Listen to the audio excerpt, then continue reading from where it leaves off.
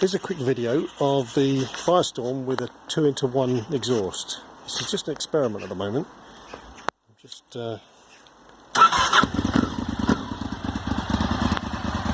having a muck around just to see what it sounds like.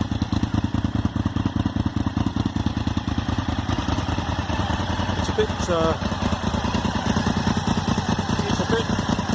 rough at the moment.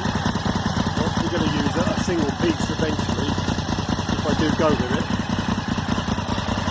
But, I don't think it looks too bad. I think it looks quite neat.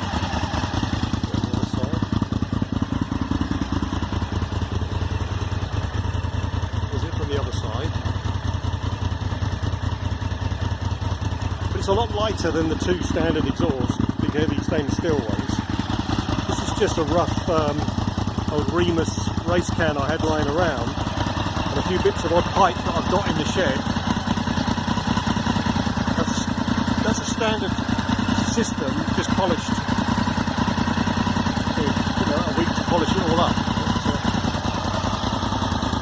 But, it was too loud actually. It sounds alright. I might have to carry on with that.